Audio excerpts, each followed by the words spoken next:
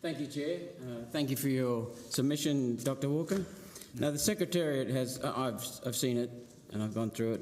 Your submission, the Secretariat has summarised by saying your submission argues that climate policy has not failed. It's been deliberately defeated through a 40-year global disinformation campaign.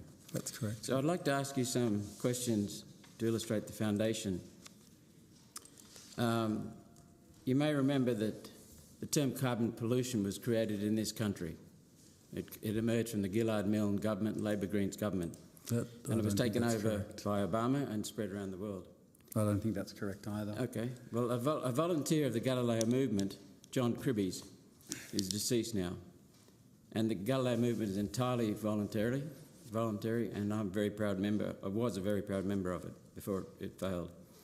John Kribes wrote to the UN IPCC in Geneva for its advice. Dr. Mary Jean Buhrer, the scientific consultant with the IPCC, replied, "On your question about whether carbon dioxide is a pollutant, I cannot answer that as I have not found the answer in one of our reports." So let me... Is this a question? I'm getting to the question. Thank you.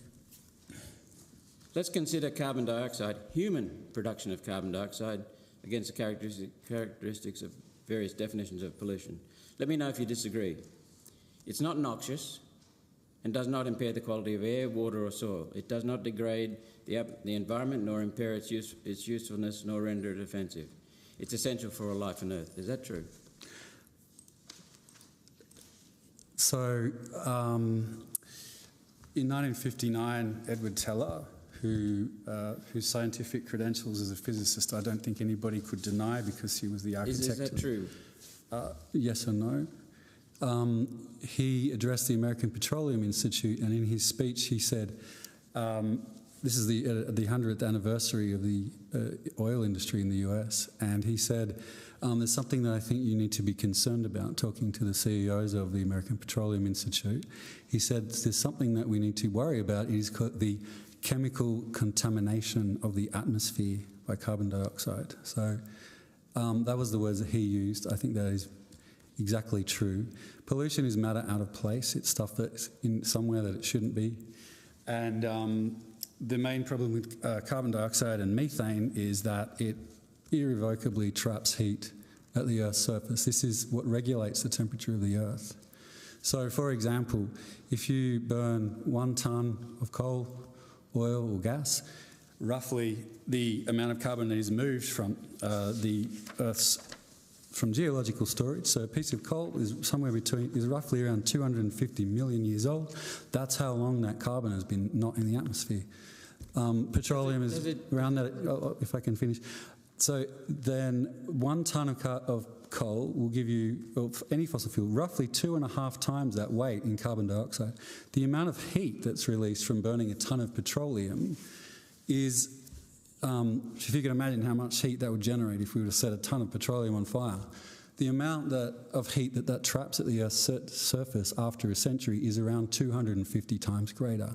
So yes, it is pollution. It is thermal pollution, which could ultimately and probably will end this period of this biosphere that's existed since the last 65 million years. Carbon dioxide, the gas itself, especially from human activity, create light, heat, noise or radioactivity?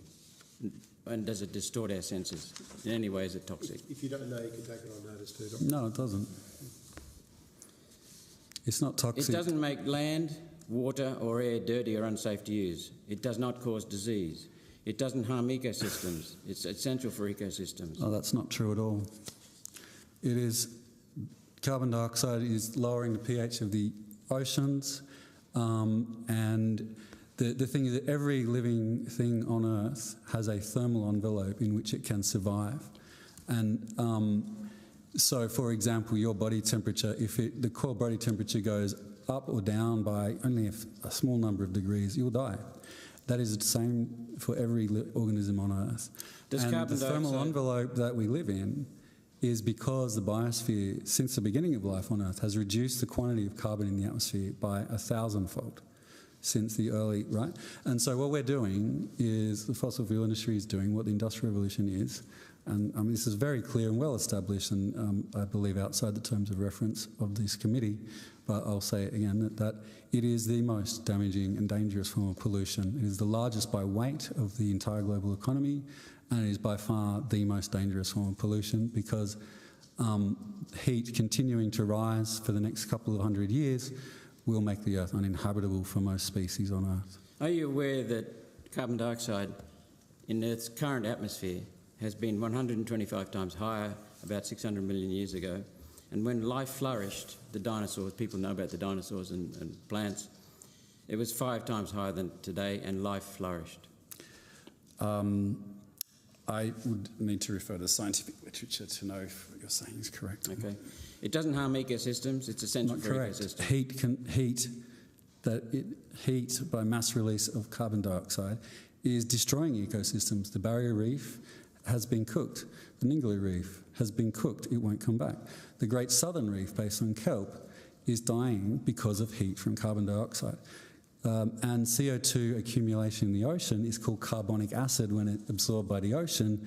The ocean photosynthesis chain is partly driven by diatoms, which are based on calcium carbonate, as is the skeletons of many marine organisms, including corals, which are the basis for biodiversity, one of the most in the ocean, and they are being destroyed by the rapid fall of ocean pH, which has never happened at this scale and is only and solely due to the combustion of coal, oil and gas.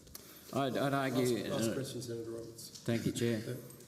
I'd argue that it has not collapsed, the climate narrative is not collapsing now globally because of a global disinformation campaign. It's exposed itself through unfounded claims and it's collapsing itself. Agree? No. Okay, Thank you. Thank you, Senator.